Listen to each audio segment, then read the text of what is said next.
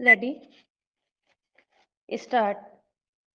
एक स्वतंत्र लड़ाई में अभियुक्तगण कालीचरण,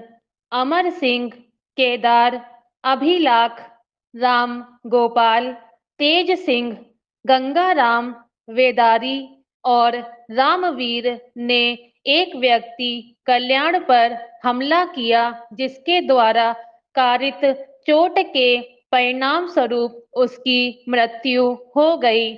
विचारण न्यायालय ने निर्णय दिनांक 16/1/2017 के द्वारा अभियुक्तगण को भारतीय दंड संहिता की धारा 148, 302, 149, 325, 149 के अंतर्गत दोष सिद्ध एवं दंडित किया। अभियुक्तगण के अपील पर उच्च न्यायालय ग्वालियर पीठ ने आक्षेपित निर्णय आदेश 18/11/2008 के द्वारा अंशतः अपील अनुज्ञात किया और कालीचरण प्रत्युर्दाता मूल अभियुक्त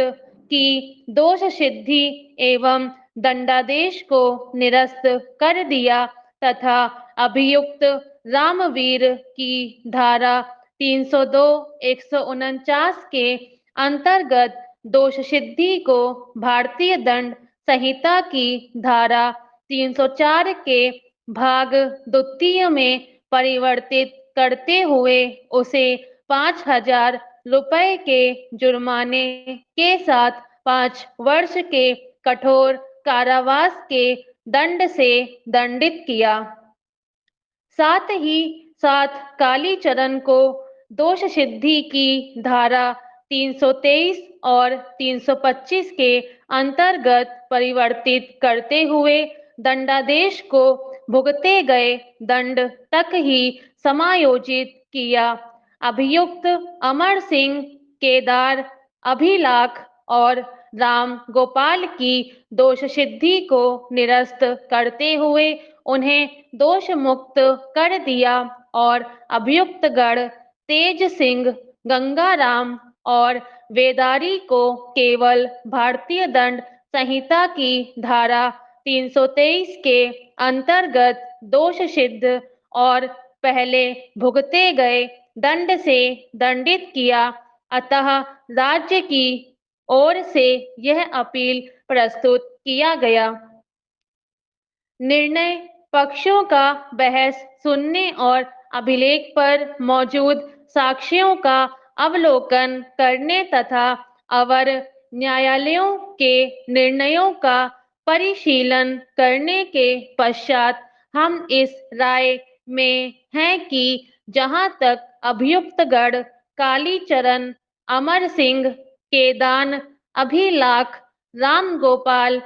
तेज सिंह, गंगाराम और वेदारी का संबंध है, उच्च न्यायालय के द्वारा उनके दोष सिद्धि, दंडादेश और दोष मुक्ति में हस्तक्षेप करने का कोई कारण नहीं है। मामले के तथ्यों और परिस्थितियों में और इस तथ्य पर विचार करते हुए कि पक्षों के बीच में एक स्वतंत्र लड़ाई हुई थी और उनमें अभियुक्तों की भूमिका के अनुसार ठीक ही उच्च न्यायालय ने मामले को निर्णीत किया है, जिसे इस न्यायालय के द्वारा निर्णीत कन्वर लाल बनाम मध्य प्रदेश राज्य 2002 के निर्णय से समर्थन प्राप्त है। अतः उपयुक्त अभियुक्तगण के विरुद्ध अपील को निरस्त किया जाता है।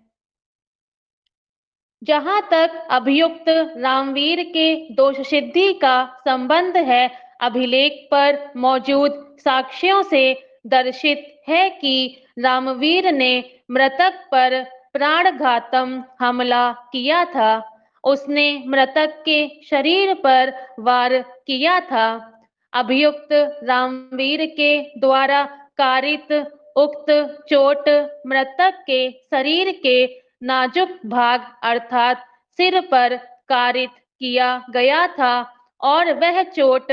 फरसा के धारदार भाग की ओर से किया गया था। इसलिए उच्च न्यायालय अपीलार्थी की दोष सिद्धि को भारतीय दंड संहिता की धारा 304 के भाग